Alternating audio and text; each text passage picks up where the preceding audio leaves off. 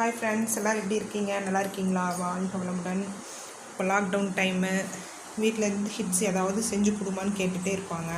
அதுக்காக நான் வந்து லட்டு செஞ்சு கொடுக்கலான்ட்டு இன்றைக்கி செய்ய போகிறேங்க. அதை தான் உங்களுக்கு வீடியோ எடுத்திருக்கேன். வீடியோ பிடிச்சிருந்தால் லைக் பண்ணுங்கள், ஷேர் பண்ணி சப்ஸ்கிரைப் பண்ணிக்கோங்க. தேவையான பொருள் என்னென்னு பார்த்துக்கலாம். நம்ம கடலை மாவு ஒரு 3 டம்ளர் எடுத்துக்கோங்க. சர்க்கரை 3 டம்ளர், முந்திரி திராட்சை இவ்வளோ எடுத்தால் போதுங்க. ஏலக்காய் இவ்வளோ எடுத்துங்க. வீட்டில் இருக்கிற பொருளை வச்சு நம்ம செஞ்சுக்கலாங்க. சர்க்கரை, கடலை மாவு, முந்திரி திராட்சை, ஏலக்காய், ஆயில் இவ்வளோதான். வேணுங்கிறது என்னென்னு சொல்லிட்டு நான் கொடுத்துருக்குறேங்க. அதையும் நீங்கள் நோட் பண்ணிக்கோங்க. இந்த ரேஷியோ போட்டால் கரெக்டாக வருங்க. பாருங்கள், இப்போ சர்க்கரை அடுப்பில் வச்சுட்டு ஒரு மூழ்கிற அளவுக்கு தண்ணி விட்டு நம்ம பாகு காய்ச்ச ஆரம்பிச்சிக்கலாங்க. கொதி வர ஆரம்பிச்சிருச்சு.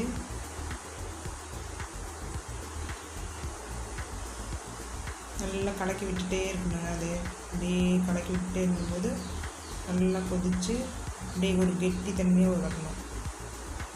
ஒரு கம்பி பாகுன்னு சொல்லுவாங்க. இது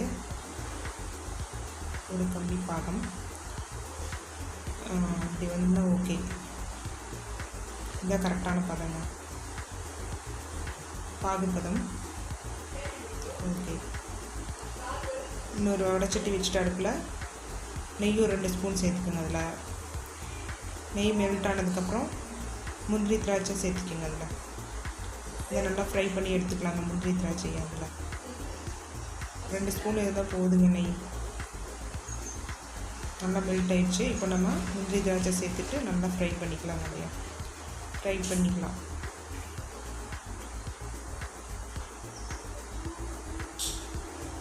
நல்லா ஃப்ரை பண்ணிக்கோங்க. ஃப்ரை பண்ணிவிட்டு அதை தனியாக எடுத்து ஒரு கப்பில் வச்சுக்கோங்க. அப்படி ஃபஸ்ட் டைம் செய்யும்போது வந்து சும்மா 1 டம்ளருக்கு 1 டம்ளர் போட்டு செஞ்சு பார்க்கலாங்க. 1 டம்ளர் கடலை மாவு எடுத்துக்கோங்க, இன்னொரு டம்ளர் சர்க்கரை அளவாக செஞ்சு பாருங்கள். கடலை மாவு நம்ம ஒரு பாத்திரத்தில் அந்த 3 டம்ளர் எடுத்து இல்லைங்களா, அதை எடுத்துகிட்டு கொஞ்சமாக தண்ணி விட்டு விட்டு அப்படியே தண்ணி தெளித்து விட்டு தோசை மாவு பதத்துக்கு கரைச்சி எடுத்துக்கலாங்க. இந்த கன்சிஸ்டன்சிக்கு தான் போதுங்க. அதே வானொலி அடுப்பில் வச்சுட்டு ஆயில் சேர்த்துக்குங்க. நம்ம நெய் ஊற்றி இது பண்ண முடியுங்களா, அதே வச்சுக்கலாம். ஆயில் நல்லா காய்ஞ்சதுக்கப்புறம் ஒரு சொட்டு அதை கடலை மாவு விட்டிங்கன்னா அது அப்படியே மேலே வரும் பாருங்க. அந்த பால் மேலே வருது பார்த்திங்களா, எண்ணெய் நல்லா காய்ஞ்சிருச்சுன்னு அர்த்தம். இப்போ வந்து நம்ம ஆரம்பிச்சுக்கலாம். இந்த பூந்தி இந்த மாதிரி கரண்டி வச்சு அப்படியே தேய்ச்சி விட்டிங்கன்னா அப்படியே பாருங்கள், அப்படியே தேய்ச்சி விட்டோம்னா அது பூந்தி ரெடி ஆகிடுங்க. இப்போ நம்ம எடுத்துக்கிற ரேஷியோவுக்கு வந்துங்க எவ்வளோ வருது அப்படின்னு பார்த்தேன், 30 லட்டு வருதுங்க.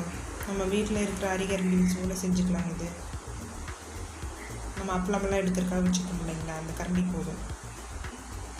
பெரிய கரண்டி இருந்தால் இன்னும் நல்லா ஈஸியாக இருக்கும். இல்லாதவங்க இதை வச்சு யூஸ் பண்ணிக்கலாங்க.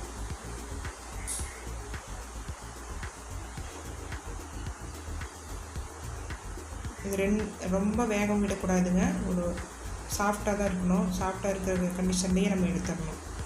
ரொம்ப கிறிஸ்பாலாம் போகக்கூடாது. எல்லாத்தையும் இப்படி எடுத்து வச்சுக்கோங்க.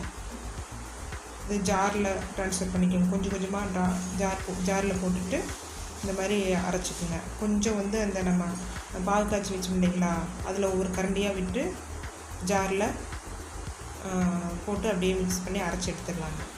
நம்ம ஜாரில் சேர்த்தும் போது வந்து அளவான சூடு இருக்கணுங்க. ரொம்ப சூடாக ஊற்றிடாதீங்க. அப்புறம் அவ்வளோதான், நம்ம ஒரு சைடு காய்ச்சிட்டோம். அது மறுபடியும் அந்த கம்பி பதத்தை நான் காட்டுறேன். இதுதான் ரொம்ப முக்கியங்க. அதில் அந்த லட்டு செய்கிறதுல ஒரு கம்பி பாகு கண்டிப்பாக இருக்கணும். இது வந்துச்சுன்னா ஓகே, உங்களுக்கு லட்டு செய்கிறதுக்கு ஈஸியாக வரும். அப்போ தான் வந்து லட்டு பிடிக்கிறதுக்கு அந்த கரெக்டான ஒரு பதம்னு சொல்லுவாங்க, அது வரும். இது ஃபுல்லாக நம்ம மிக்சியில் அரைச்சி கொட்டியாச்சுங்க. அந்த பாகு சேர்த்து இதில் அரைச்சிடணும். ரெண்டாவது ஏலக்காயெல்லாம் வந்துட்டு அப்படியே நல்லா கொஞ்சம் பொடி மாதிரி பண்ணி அதில் கொட்டிக்கோங்க. முந்திரி திராட்சை நம்ம தனியாக எடுத்து வச்சு இல்லைங்களா, அதை போட்டுட்டு நல்லா மிக்ஸ் பண்ணிக்கணுங்க. அந்த பூந்தியோடு சேர்த்து நல்லா மிக்ஸ் பண்ணி விட்டுருங்க. இதில் எந்த ஃபுட் கலரும் நான் சேர்த்துலைங்க. இப்போ இது வந்து நேச்சுரல் கலரு, எல்லாமே வந்து நேச்சுரல் சேர்த்து நம்ம செஞ்சுருக்கோம். அந்த நம்ம போட்டோம் இல்லைங்களா ஏலக்காய் பொடி, முந்திரி, திராட்சை இதெல்லாம் நல்லா மிக்ஸ் பண்ணிட்டோங்க. மிக்ஸ் பண்ணி விட்டதுக்கப்புறம் நம்ம வீட்டில் பருப்பு கிடையாது மற்ற வச்சுருக்கோம் இல்லைங்களா, அதை வச்சு நல்லா கொஞ்சம் தட்டி விட்டோம்னா நல்லா ஒரு பைண்டிங் ஆகிக்குங்க. அது அப்படியே ஒரு அளவான சூடு இருக்கும். இப்போது நம்ம கை பிடிக்கிற அளவுக்கு சூடு இருக்கும். அப்படியே பார்த்திங்கன்னா இந்த மாதிரி பிடிச்சி எடுத்துருங்க. ஆயில் மாதிரி நம்மளுக்கு தெரியும், பட் அது பிடிச்சி நம்ம வச்சதுக்கப்புறம் அப்படியே ட்ரை ஆகிடுங்க. லட்டு ரெடி ஆகிடுச்சுங்க. ரொம்ப டேஸ்ட்டாக இருக்கும். வீட்டில் செய்கிறது ரொம்ப ஹெல்த்தியாகவும் இருக்கும். கடையில் கண்டிப்பாக இந்த கொரோனா டைமில் போய் கடையில் எதுவும் தயவுசெய்து வாங்கி கிட்ஸ் கொடுத்துறாதீங்க. நம்ம வீட்டில் நம்மளுக்கு என்ன தெரியுமோ செஞ்சு கொடுத்து ஹெல்த்தியாக வச்சுக்கலாங்க.